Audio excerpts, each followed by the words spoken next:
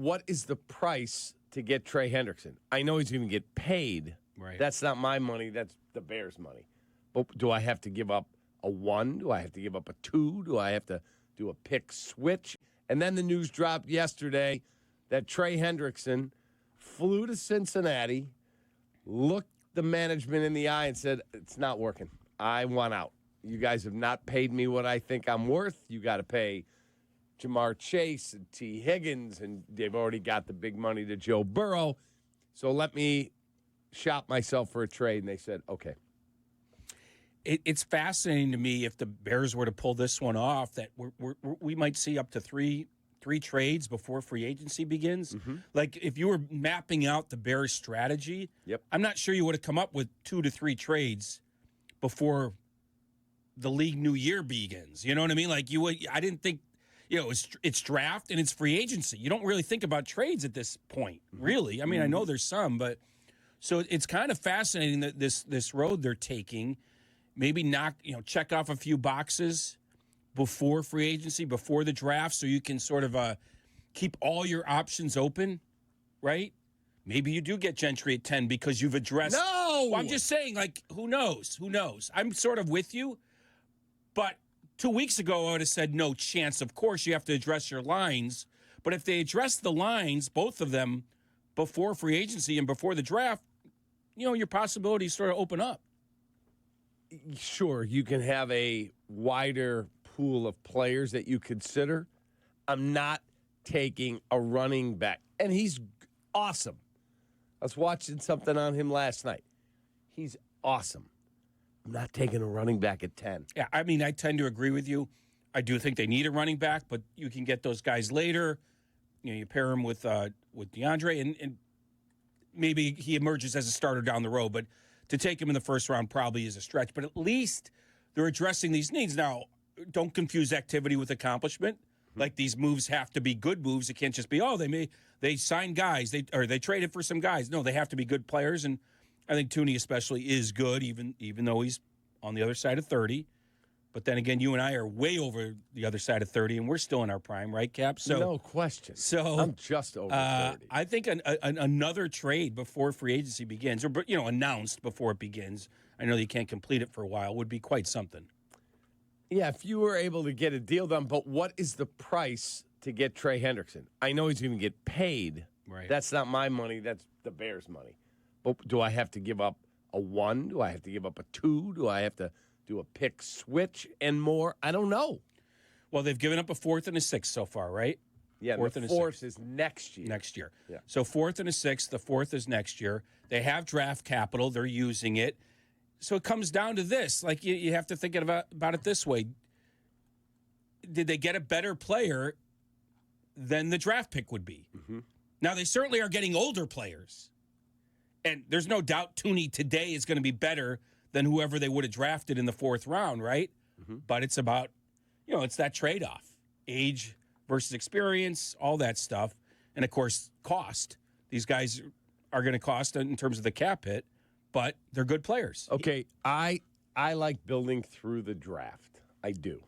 I don't have a problem trading a 6th-round pick for Jonah Jackson or a future 4. I don't want to give up the 10th overall pick. I got 2 2s. Yeah, if I could take the 10 and move back to 17, 18, and I pick up an extra 2 for doing that, sure, I'm into that. But I look at how Detroit built their team. Draft picks. I agree 100%. And that's why we were when we were talking before the show, I was trying to get to this point, that these trades are sort of just opportunistic trades for a team that was so lacking along the offensive line that they had to shore it up. They had to assure themselves that they could shore it up without any doubts of the draft or free agency where you have to compete with other teams. You see what I'm saying? Like, they were so bad in the interior that, okay, let's just take care of this because we have to be better. There's no guarantee in the draft. The player may not be there that we want. So that's where I feel like, the Bears were in a position where they had to make these moves because they were available. I think the Chiefs, and knowing the Chiefs helped as well. But you're right. It's not really the way to build it long term but they had to fill some spots. Does that make sense?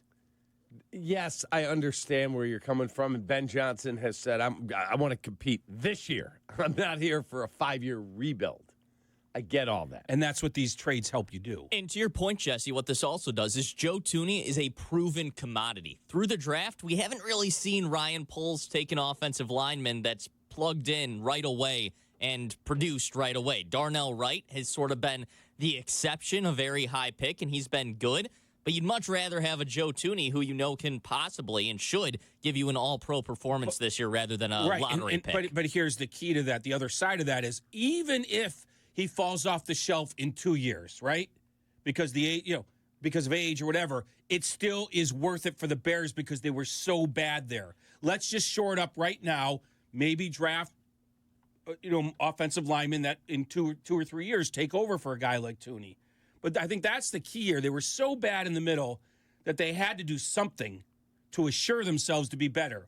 Because the draft, there's no sure thing. Meaning your player might be gone, you might not end up with them, whatever the case. And they're young if you draft them. And now they're learning on the job, and here's another 70 sacks for Caleb.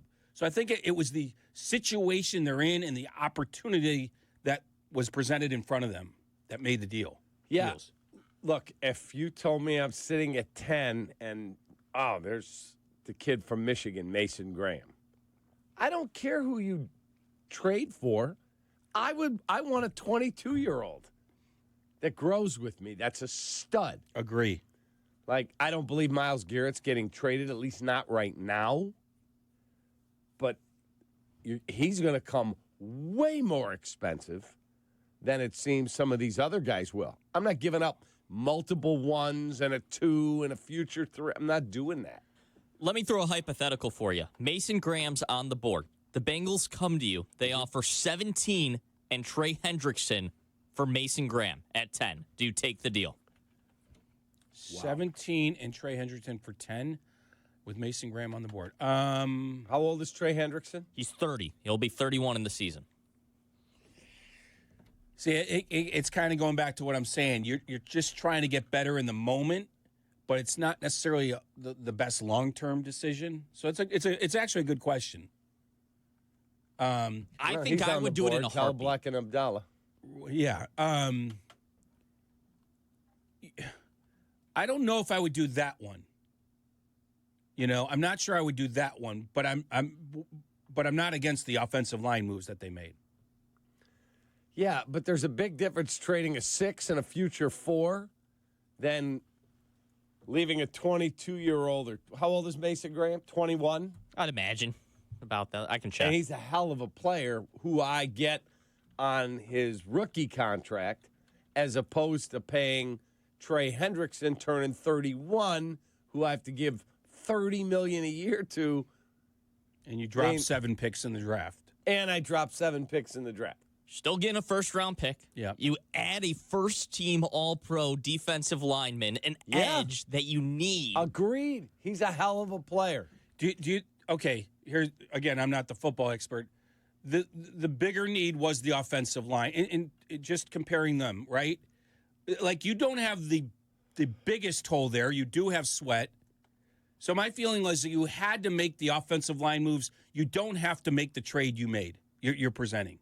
That makes sense. It was more important to assure themselves they'd be better in the interior line than doing what you're talking about with Hendrickson. So I'm not sure I would do that. Stud. Yeah. A stud. He absolutely is. There's just so many different ways they can go now to address the defensive line. They could go with a couple mid-tier guys. They could go with a draft pick. They could go to free agency. They can try to trade for a stud. Like, this will be interesting. There are some choices to be made what direction they go when it comes to addressing the defensive line. Boy. They need interior help. They're going to get Andrew Billings back, but he did come off a torn pec. That's not the easiest thing to deal with. Right. Trey Hendrickson's a damn good football player. Damn good. There's something cool about them taking advantage of situations like the Chiefs were in with Thuney, like they couldn't afford him. And maybe Hendrickson, same thing. He's not happy. They can't afford him. Bears come in and swoop in and grab him. Like, that's the point of having draft capital and cap space. You know, you swoop in and you do something opportunistic. I hate to compare it to baseball, but the Cubs have a little bit of them in there because they have enough money to outspend the Central. Forget about the Yankees and Mets, so they can be opportunistic when the moment appears, where at least they're in the Bregman conversation, where the Pirates could never be in the Bregman conversation. So that's like the Bears can be in the conversation for almost anyone because of the cap space and draft capital, although they've lost a little bit of the cap.